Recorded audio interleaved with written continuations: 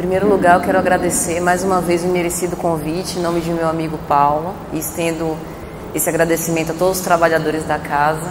Jesus abençoe esse santo lugar. É com muita felicidade que eu estou aqui na casa de Emmanuel já pela segunda vez. Agradeço também a presença de todos vocês. Que Jesus abençoe os nossos bons propósitos de estudar os seus ensinamentos. Hoje nós vamos falar sobre um assunto muito interessante: mistérios ocultos aos sábios e prudentes. E quando Jesus proferiu essas palavras, é interessante que nós, ao compulsarmos o capítulo de Mateus, capítulo 11, versículos 25 a 27, Mateus vai descrever que Jesus disse mais ou menos assim: graças vos dou, ó Pai, Senhor dos céus e da terra, por ter revelado os vossos mistérios aos pobres e pequeninos, e ter deixado os ocultos aos sábios e prudentes. E a uma vista mais superficial dessas palavras, a gente fica um pouco sem entender como que Jesus, aquele ser que concentrava em si toda a bondade, toda a doçura, toda a compaixão, que ele propagava o amor e não fazia predileção de pessoas, porque Deus não faz predileção de pessoas, por que nas suas palavras ele disse que essas verdades eternas, elas eram mais percebidas pelos pequeninos e ocultas, e desconsideradas aos sábios e prudentes? E é importante então que nós voltemos ao cristianismo primitivo e vejamos em que circunstâncias, em que situação essas palavras foram proferidas por Jesus. Naquela época, Jesus estava nas suas andanças por Jerusalém, fazendo as suas pregações com os seus discípulos. Ele havia proferido o Sermão da Montanha há alguns dias e aquelas multidões haviam cercado Jesus e os seus discípulos. Ele já estava começando a fazer algumas curas em nome de Deus. E um pouco antes dele proferir essas palavras, ele proferiu uma outra frase que soou mais estranha ainda: deixai aos mortos o cuidado de enterrar os seus mortos. E ele profere essas palavras numa conjuntura muito especial. Um escriba, um doutor da lei, que era responsável por transcrever a lei em papel, havia chegado para Jesus e dito assim: Senhor, eu largo tudo que tenho para vos seguir. E Jesus lhe respondeu dizendo: as aves têm ninhos, as raposas têm tocas, mas o Filho do Homem não tem uma pedra onde reclinar a cabeça. E naquele momento Jesus diz que se algum de nós quer verdadeiramente segui-lo, nós temos que renunciar a tudo que temos, a tudo que consideramos de mais caro, desde as posses materiais até os nossos afetos, que muitas vezes nós temos apego pelos laços de união que nós temos, os laços de amizade, os laços de pai, de filiação, de pai e de filho. Mas Jesus diz que é necessário que nós renunciemos a tudo e, sobretudo, renunciemos ao nosso próprio ego, ao nosso orgulho, à nossa vaidade, de querer sermos compreendidos, à inteligência que achamos que sabemos tudo e, na verdade, não sabemos nada. Então, é nesse ínterim que ele diz que as verdades divinas são reveladas aos pequeninos. Nós vamos observar também que Jesus, ao escolher os seus apóstolos, ele não escolhe cristos, embora ele tivesse à disposição uma pleiade de anjos, de espíritos puros que poderiam o ajudar, o acompanhar em todo esse seu messianato. Mas ele escolhe, não por acaso, pessoas comuns, pescadores, cobradores de impostos, comerciantes, pessoas do povo para o seguir. Por que ele faz isso? Se ele escolhesse os doutores de Jerusalém, se ele escolhesse aquelas pessoas palavrosas, não seria muito mais retumbante o seu verbo?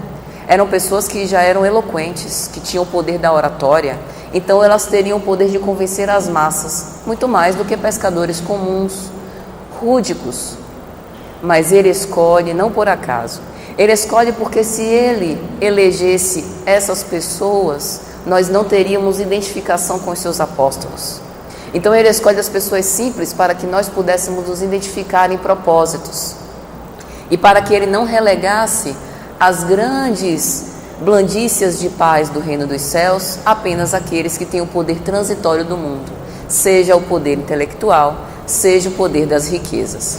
Então, é por isso que Allan Kardec, em O Evangelho segundo o Espiritismo, vai colocar esta parte do mistério oculto aos sábios e prudentes, no capítulo 7º, Bem-aventurados os pobres pelo Espírito.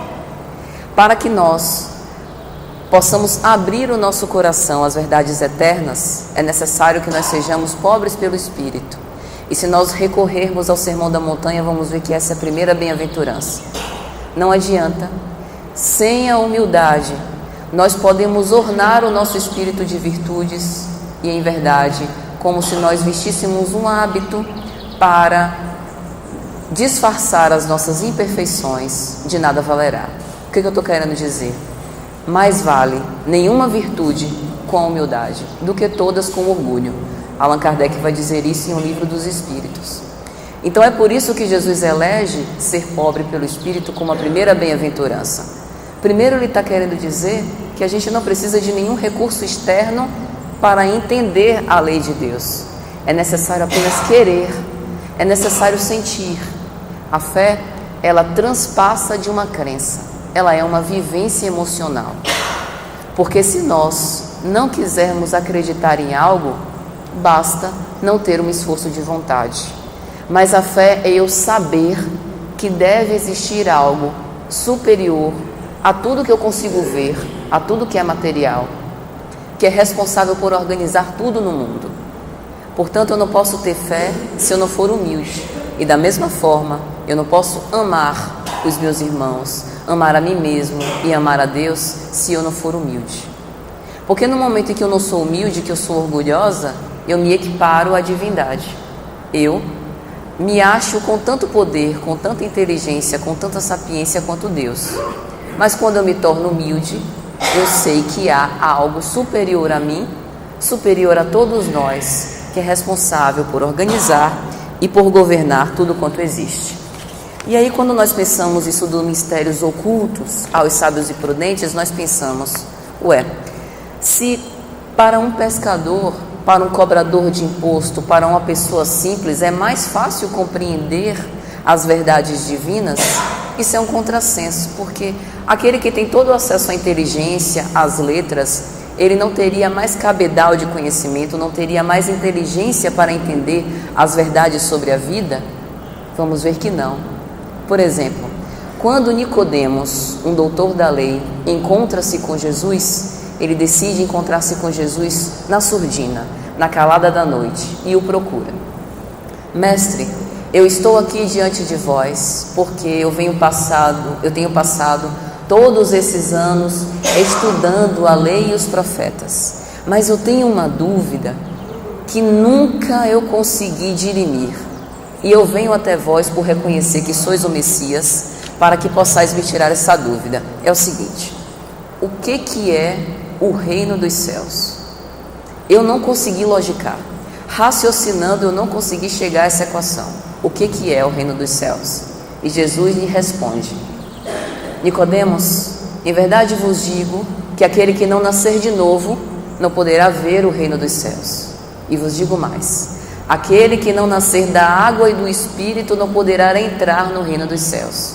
E Nicodemos não entende, porque a fé dele ia até o raciocínio, ia até a lógica, faltava-lhe sentir. E era exatamente isso que Jesus queria dizer. Através das reencarnações, das múltiplas vivências, nós vamos trocando de papéis na nossa vida e vamos sentindo a dor de prismas diferentes. Se hoje eu sou mulher e tenho a oportunidade, por exemplo, de viver a maternidade, numa próxima existência serei homem, por exemplo, e terei a vivência e a oportunidade de experimentar outros papéis, para ver a vida de outros prismas. É por isso que eu não posso ver o reino dos céus se eu não nascer de novo. Mas isso é nascer da água, porque a água é físico. A água é o elemento material. E o que é nascer do Espírito? Nascer do Espírito é querer sentir, é querer ver, é evoluir espiritualmente, evoluir moralmente. Que eu posso passar de encarnação para reencarnação, evoluindo e progredindo muito pouco. Mas se eu quiser me empenhar na minha reforma íntima, aí eu vou nascer do Espírito. Aí eu vou ser cada dia melhor. Vou progredir espiritualmente mais rápido, a fim de purificar o espírito e um dia nos tornarmos todos anjos. Então era isso que Jesus queria dizer, que o raciocínio pode nos levar à compreensão da fé, mas é necessário o esforço da vontade. Mais tarde, nós temos uma outra passagem célebre, a passagem do levita, que procura Jesus e lhe pergunta: Senhor, o que é necessário para herdar o reino de Deus? E Jesus então lhe redargue: o que diz a lei? O que diz Moisés e os profetas? E o levita, que houvera feito essa pergunta para tentar Jesus, responde: a lei me diz que eu tenho que cumprir os mandamentos, amar a Deus acima de todas as coisas e ao próximo como a si mesmo. E Jesus concorda: muito bem, respondeste bem, faze isto e herdarás o reino de Deus. E o levita, não satisfeito por não haver conseguido fazer com que Jesus se contradissesse contra a lei, pergunta mais uma vez: mas quem é o meu próximo? E Jesus conta a parábola do bom samaritano. Havia um homem que descia de Jerusalém para Jericó e nessas andanças é surpreendido por assaltantes, por salteadores, que lhe roubam tudo e que lhe deixam despedaçado de violência. O homem caído ali. Passa um sacerdote, tergiversa, dá de ombros, finge de conta que não viu. Passa mais tarde um levita e também finge que nada havia acontecido e passa como se não houvesse ninguém caído. Mais tarde passa um samaritano, desce do seu animal, cuida daquele homem, colocando sobre as suas chagas óleo e vinho, faz as ataduras em relação aos seus ferimentos, coloca o homem no lombo do animal, leva até uma hospedaria, dá ao dono da hospedaria alguns denários, pede que cuide daquele homem, que ele vai trabalhar e na volta vai ressarcir o dono da hospedaria com quaisquer cuidados adicionais. E aí Jesus volta-se ao doutor da lei e lhe pergunta: quem lhe parece ter sido o próximo do homem caído na estrada na parábola? Aquele que agiu com mais misericórdia para com ele. Então observe que todas essas histórias têm algo em comum. Mostram pessoas brilhantes, intelectualmente, brilhantes em relação ao conhecimento das verdades divinas, que foram insensíveis em relação a ver uma pessoa em dificuldade, insensíveis em relação a entender o que é o reino dos céus. Então, na verdade, todos esses patrimônios intelectuais são muito superficiais, se nós não sentirmos com o coração. Por isso Jesus disse que esses mistérios estão ocultos aos sábios e prudentes, que para que nós possamos entender o reino dos céus, para que nós possamos entender as verdades divinas, é necessário nós abrirmos as portas do nosso coração e entender sentindo. E muitas vezes a dor é uma porta para que nós possamos nos iluminar, porque quando nós passamos por uma dor, nós perdemos aquilo que nos é mais caro. Quando, por exemplo, nós estamos no hospital, debilitados do corpo, nós perdemos o patrimônio da saúde, que muitas vezes até desconsideraríamos. Aqui, no nosso corpo agora, estão funcionando uma série de automatismos físicos que nós nem percebemos. É o nosso coração, que é uma bomba que bombeia sangue para o nosso corpo sem que a gente precise pensar. É o nosso sistema digestivo que faz a digestão sem um esforço da nossa vontade. É o nosso sistema escritor. Mas quando nós estamos privados desses automatismos, nós percebemos o valor que isso nos traz. Então é por isso que, para que nós possamos entender as verdades divinas, nós não precisamos da intelectualidade. A intelectualidade pode nos ajudar a alçar voos mais altos, mas antes de tudo, é necessário o esforço de querer amar.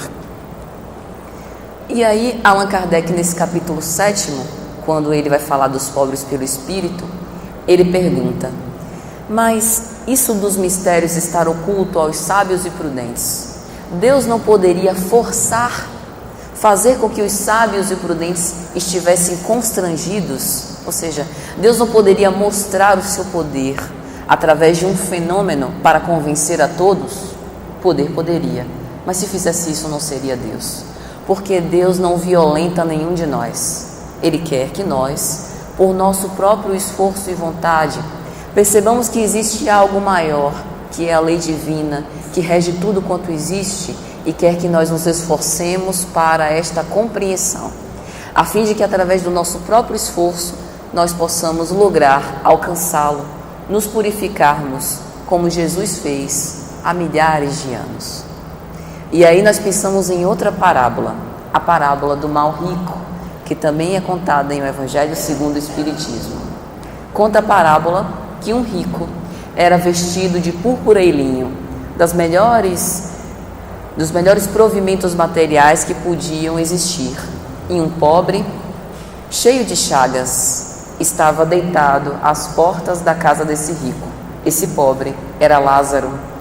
E os cães vinham-lhe lamber as feridas, e Lázaro se alimentava das migalhas que caíam da mesa desse rico. Acontece que a morte, que é democrática, arrebata a todos, arrebatou o rico e arrebatou também Lázaro. O rico, na figura da parábola, foi arder no fogo do inferno, e Lázaro foi ter com Abraão. Aqui uma linguagem figurada de Abraão como o pai de todos nós. E o rico então exorta Abraão: Abraão, pede que Lázaro venha até mim, molhar a ponta dos seus dedos na água e tentar saciar-me um pouco da sede, um pouco da muita sede que tenho. E Abraão lhe responde: há um abismo imenso daqui para aí, de modo que tu daí não podes vir para cá, e nós daqui não podemos ir para aí.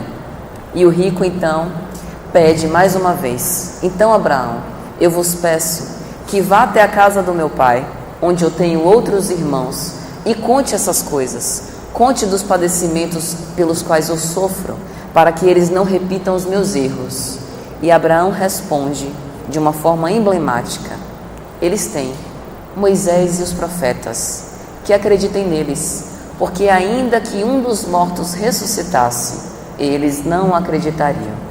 É exatamente por isso que Deus não violenta as pessoas, porque tanto os doutores, tanto os sábios, como nós, os humildes, nós temos as mesmas condições de querer acreditar nas verdades divinas. Ainda que fenômenos reiterados sejam perpetrados, ainda que a espiritualidade se materialize diante dos olhos de quem não quer ver, eles não vão ver, porque o orgulho é como um véu que oblitera a visão e que impede que nós possamos reconhecer aquilo que estua diante dos nossos olhos.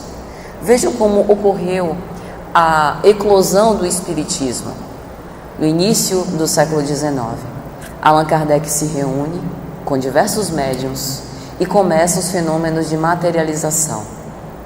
As pessoas incrédulas faziam chacota, diziam que as mesas estavam se balançando por efeitos magnéticos da eletricidade, ou que todas aquelas pessoas estavam ficando loucas, vendo objetos inanimados se moverem. A incredulidade. Se eu não quiser acreditar, serão insuficientes as reiteradas provas. É por isso que esses mistérios são revelados aos pequeninos e aos simples de coração, porque eles já não têm todos esses óbices em relação ao orgulho e ao egoísmo que lhes nublam a visão. Só há uma forma, um caminho de acreditar na verdade divina,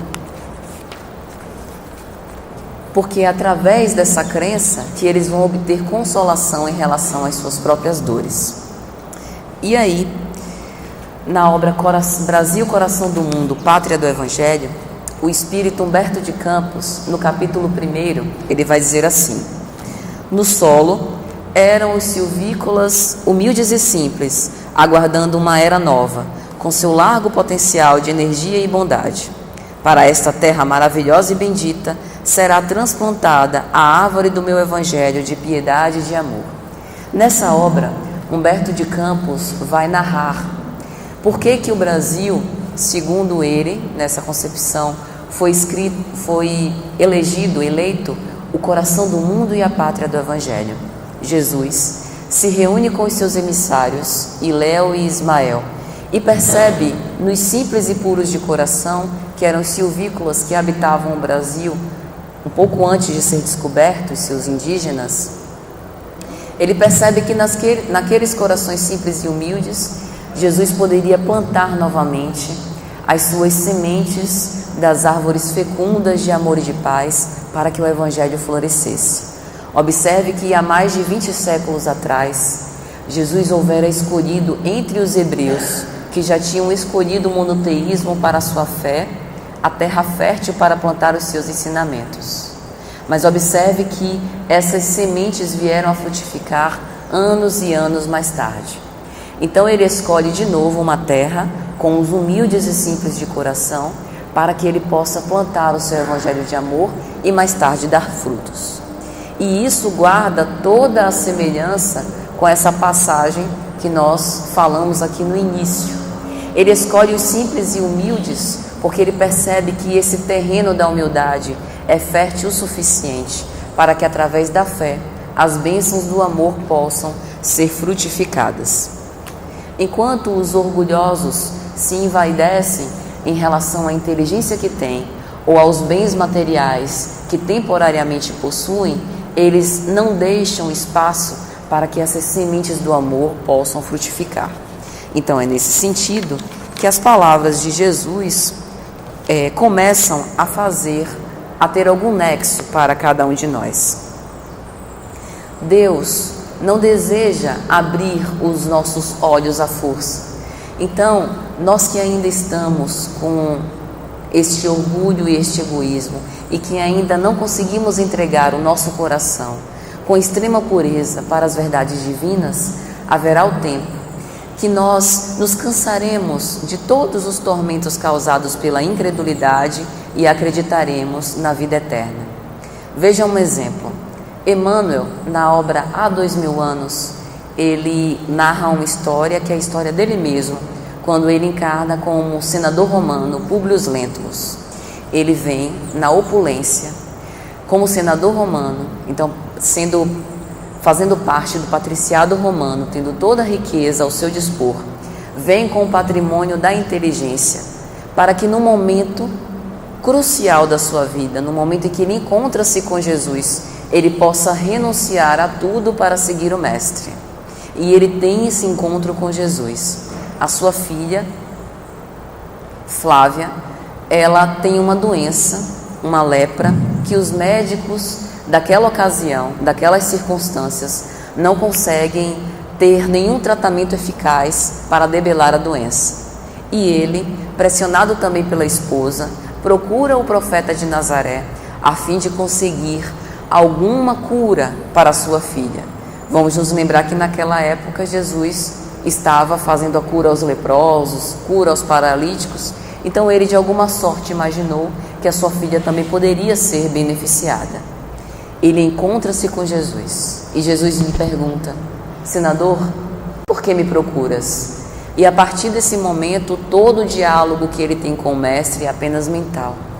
Públio Lentulus se rende àquele magnetismo irresistível do Cristo, põe-se de joelhos diante do profeta de Nazaré e começa a chorar comovedoramente, aqueles olhos que eram desacostumados às lágrimas.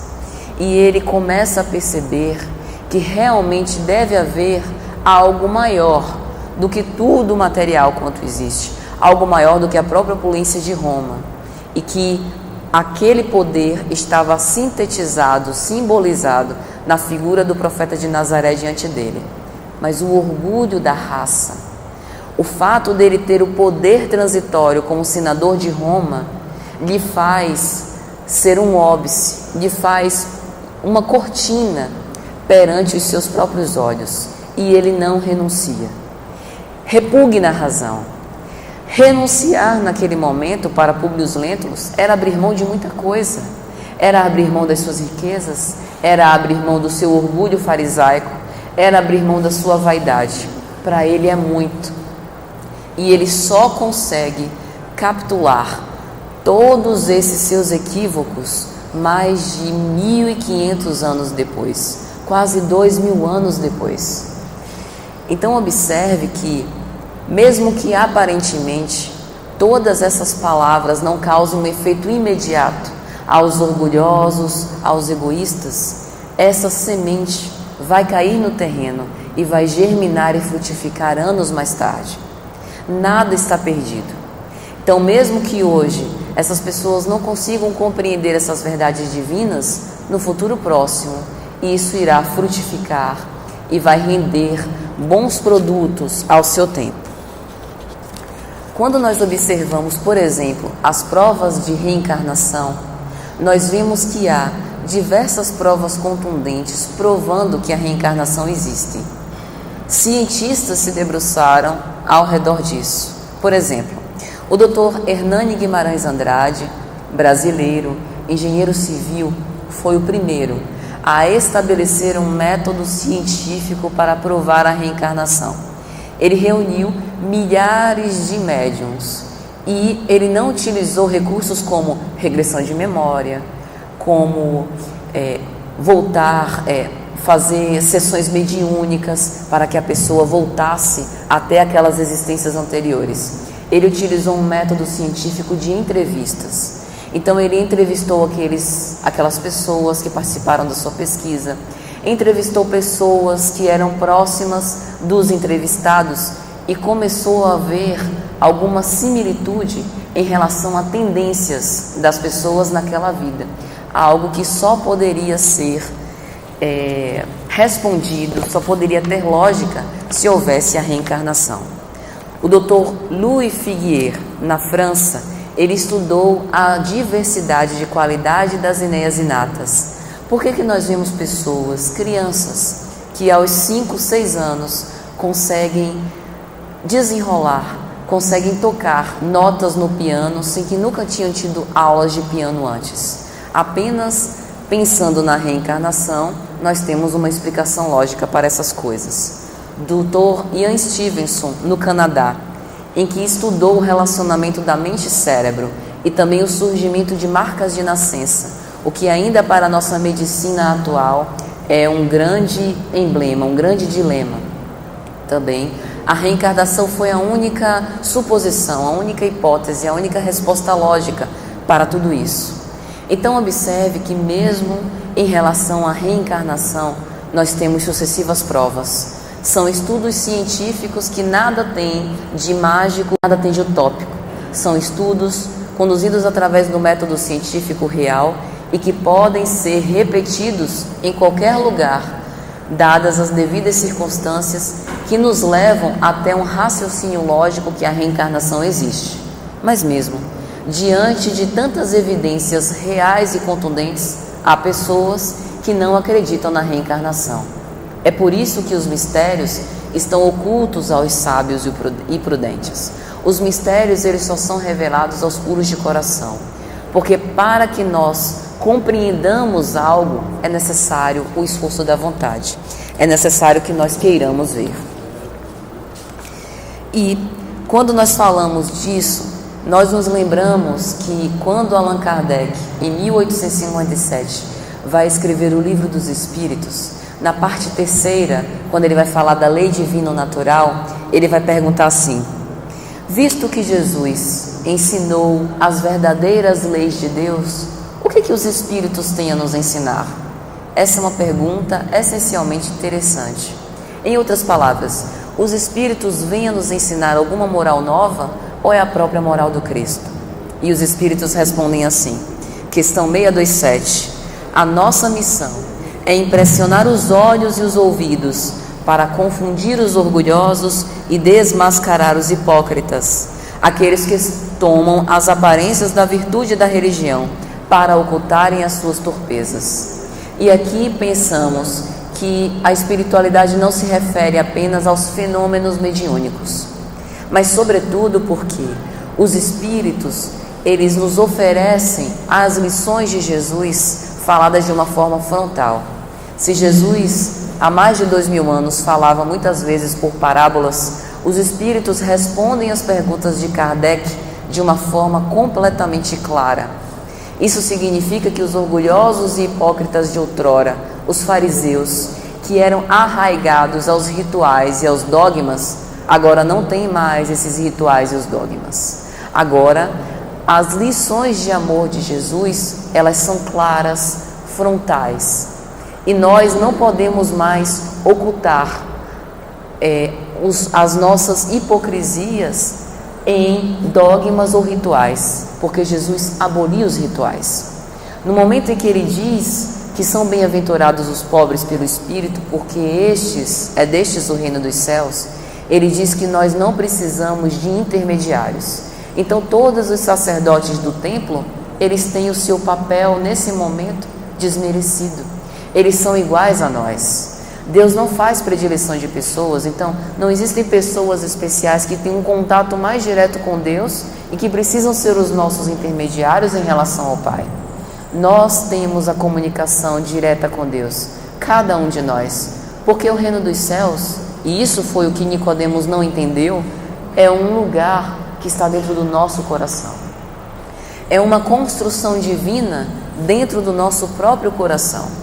Mas para isso é necessário que nós possamos abrir a porta para que Deus possa fazer essa construção no nosso interior. Então observe que as verdades divinas, elas confundem os hipócritas, porque perante a verdade não há mais justificativas.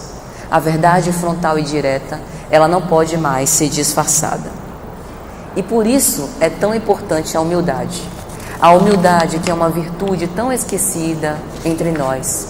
Nós vivemos hoje numa sociedade que é narcísica, em que é melhor, ou pelo menos nós somos mais convidados a aparentar do que verdadeiramente ser. Uma sociedade em que as redes sociais, elas tomam uma proporção tão grande, que muitas vezes dirigem a nossa própria vida. E em que momento que nós paramos para meditar? Jesus, que era um espírito puro, cultivava bons hábitos mentais. E um desses hábitos mentais que ele cultivava com muita frequência era a meditação. Meditar é adorar a Deus. Allan Kardec vai explicar isso na questão 649. Adorar a Deus é elevar os nossos pensamentos ao Pai. Veja a importância de cultivar bons hábitos mentais. Porque se nós podemos nos conectar com o Pai através de uma elevação de pensamento, quais os males que não podem resultar da gente cultivar pensamentos pessimistas, pensamentos violentos, pensamentos de mágoa? Portanto, é necessário que nós possamos cultivar bons pensamentos e cultivar a humildade, perceber que somos pequenos, que nós necessitamos do apoio e da misericórdia divina e que por isso também não devemos julgar o outro, porque quando nós abraçamos a humildade, nós nos percebemos iguais.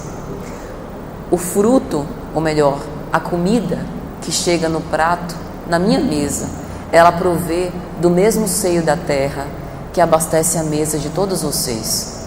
O ar que nós respiramos, ele é compartilhado.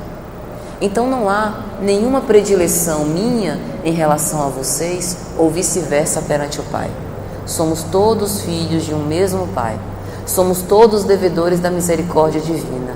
Então ego para quê? Orgulho para quê? A humildade é o caminho que vai nos levar até o Cristo, até o Pai. E aí nós nos lembramos da prece do publicano e do fariseu. Narra Lucas que 2 homens chegaram ao templo para orar. Um publicano, e aí vamos nos lembrar que o publicano na época de Jesus eram aqueles cobradores de impostos, que eram pessoas consideradas de más costumes, porque cobravam impostos dos seus próprios irmãos de raça. E os fariseus eram os doutores do templo, aqueles que tinham conhecimento intelectual, o conhecimento e a influência política e também o sacerdotal, o religioso da época. E eles entram no templo para orar. O fariseu, no seu orgulho, se achando detentor de todos os patrimônios morais, se achando maior do que os seus irmãos de raça, entra com orgulho no templo. Senhor, eu que sou um homem bom e justo, venho aqui render-vos graça. E o publicano, por se achar um miserável, por se achar alguém muito pequeno, mal consegue elevar os olhos no templo para orar, e pede apenas: Senhor, tende misericórdia de mim. E Lucas vai perguntar: qual das duas preces deve ter atingido de mais perto a divindade? Aquele do fariseu, orgulhoso e hipócrita, ou aquele do publicano, que era humilde e puro de coração? Nós precisamos imitar mais os publicanos em nossa vida cotidiana, porque observe que a figura aqui do publicano e do fariseu não são pessoas, mas é uma visão psicológica. Nós muitas vezes nos comportamos como fariseus e muitas vezes também nos comportamos como publicanos. Quando nós estamos na iminência de dormir no nosso quarto, que vamos nos recolher, será que nós estamos nos lembrando de agradecer a Deus pelo dia que tivemos? Agradecer a todas as bênçãos com que fomos agraciados naquele dia, a oportunidade do trabalho justo.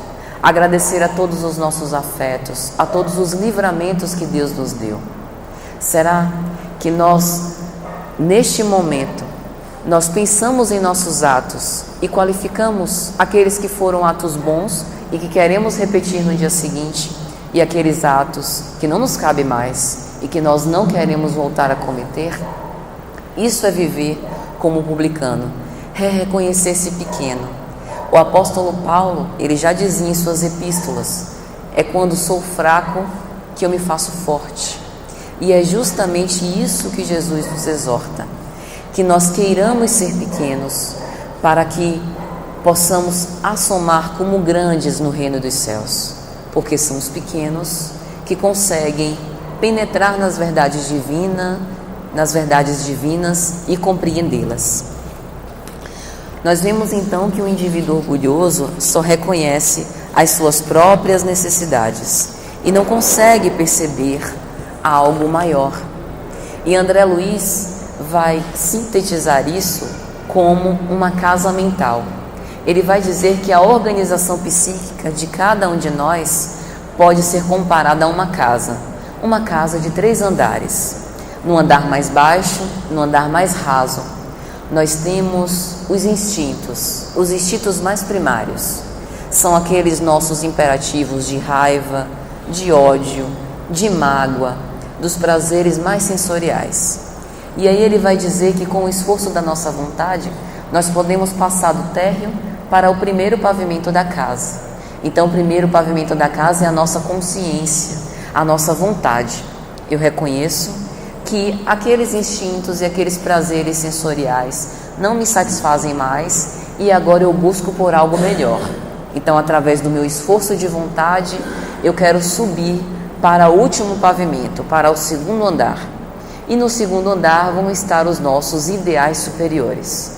Jesus, o Rei Solar, o nosso divino escultor do orbe terrestre, o governador da terra, ele desceu dos seus reinos superiores para vir ter conosco. Esteve entre os humildes sem se tornar imperfeito, porque em todos os momentos da sua trajetória, ele sempre fincava os pés no chão, na terra, mas a sua mente, o seu psiquismo sempre habitava nos ideais superiores. E é isso que Jesus nos convida, que nós estejamos na terra, vivendo no mundo, sem ser no mundo, com os pés fincados no chão, convivendo com os nossos amigos, com os nossos confrades, com os nossos familiares, com nós, evoluindo através desse trato diário que nós temos para conosco, mas a cabeça sempre no Cristo, voltada para os ideais superiores, sempre no último pavimento nessa casa mental. Porque é através dessa conexão que nós vamos cultivar a nossa comunhão íntima com Deus, uma comunhão que ele já tinha indissociável com o Pai. e que cada um de nós também pode lograr, reconhecendo a pequenez que nós temos, tendo a humildade como nosso maior trunfo. E aí nós vemos que para conseguir essa humildade, a fé é uma importante porta. E Allan Kardec fala disso no capítulo 19, a fé que transporta montanhas. Leon Denis, na sua obra O Problema do Ser e do Destino e da Dor, vai dizer que os impulsos da fé mais tarde vão se converter em convicções racionais. Então, se hoje nós temos fé por acreditar que existe algo, por ter esperança em algo que ainda não conseguimos ver, mas sabemos que existe, no futuro isso vai se tornar algo raciocinado, algo lógico, algo pensado. É por isso que a fé verdadeira é indissociável da humildade, porque para que nós possamos acreditar que existe algo acima de nós, que nos governa, é necessário que nós desçamos do palanque, consideremos que não somos magnânimos, somos realmente pequenos e que Deus é maior do que nós. É por isso que fé não é apenas uma crença, fé é sentir, fé é saber que existe uma espiritualidade superior que estende os braços em nossa direção, mas que é necessário o nosso esforço para poder perceber. Existe uma espiritualidade superior que sempre nos oferece auxílio, mas para que nós possamos ser consolados, é necessário entender a natureza dos nossos sofrimentos. É necessário, portanto, reconhecer que existe uma parte que é nossa, um esforço que é nosso, que nós precisamos desenvolver a fim de que nós possamos ascender a Deus. Nessa mesma obra, há 2000 anos, Emmanuel, encarnado como Públio Lentulus, tem a oportunidade, a bênção de ter como esposa Lívia Lentúlia. Lívia era um espírito que já conseguia se compatibilizar com os ideais cristãos. Ela havia se identificado com o profeta de Nazaré, mas Públio Lentulus não. E muitas vezes ele oferecia impedimentos para que ela exercitasse sua fé. Ele chegou a dizer que ela tinha uma organização mental frágil por acreditar que o profeta de Nazaré era o responsável por operar aquelas curas. Observe, organização mental frágil. Por quanto tempo os materialistas não disseram isso de nós? As pessoas que têm fé são as pessoas que não conseguem raciocinar direito, porque elas não conseguem mentalmente chegar à conclusão de algumas resoluções e precisam se apegar àquilo que é místico para poder responder os problemas da humanidade. E nós vimos o imenso abismo que havia entre Públio Lentulus e em relação a Lívia Lentúlia, que era a figura da fé viva. Então, amigos, já caminhando para o final, eu gostaria de deixar com vocês essa história. Públio Lentulus, há 2000 anos, ele teve a oportunidade única de estar em contato com Cristo. Ele foi imantado pelo magnetismo inefável do Criador, assim como nós também somos. Nós vivemos na Terra e nós estamos aqui envoltos pela psicosfera de Jesus. Nada há no planeta que não tenha sido abençoado por essas mãos tão cândidas, tão misericordiosas. Mas para que nós possamos perceber essa psicosfera do Divino Messias, é necessário que nós queiramos senti-lo. E nós só vamos conseguir senti-lo quando nós voltarmos os nossos pensamentos a Jesus, materializarmos e mentalizarmos Jesus e ver Jesus no rosto de cada irmão nosso. Jesus não quer que adorar a Deus seja um movimento de reclusão nos monastérios. Ele aboliu essa ideia. Ele disse que nós exercitamos a vivência cristã quando nós estamos no tete a tete com os nossos irmãos, no dia a dia. entregue aos nossos labores.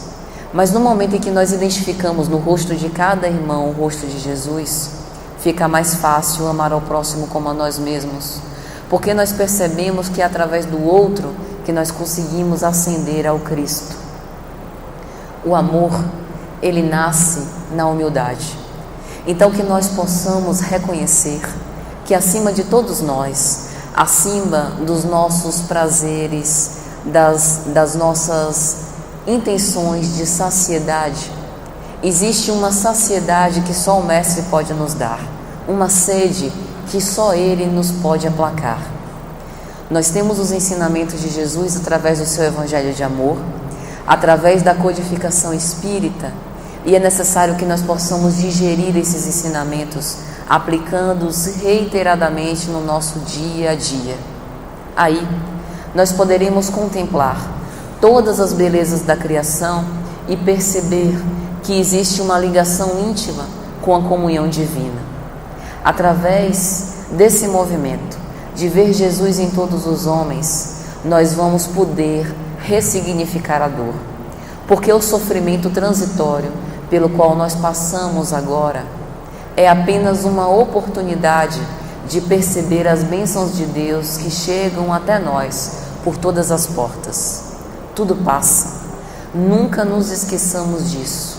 Todas as dificuldades pelas quais nós passamos são oportunidades de nós verificarmos a bondade e a magnanimidade de Jesus. Nós não precisamos passar pelos sofrimentos para perceber tudo isso. A dor não precisa ser sofrida. Se nós pudermos perceber o sinal que ela nos traz, nós vamos converter a nossa vida num celeiro de bênçãos, vendo oportunidades de melhoria e de acrisolamento do nosso espírito em cada pequena dificuldade. Aqueles que estão envaidecidos pelo orgulho e pela inteligência não conseguem perceber isso, mas nós, que somos pequeninos, conseguimos perceber, porque nós sabemos que tem um Criador que nos governa aos passos e que nós não estamos desamparados. Ainda que materialmente, aos olhos materiais, estejamos sozinhos, nunca estamos. Existe uma nuvem de testemunhas, como disse o apóstolo Paulo, que se acerca de nós e que se afiniza com aquilo que nós mentalizamos.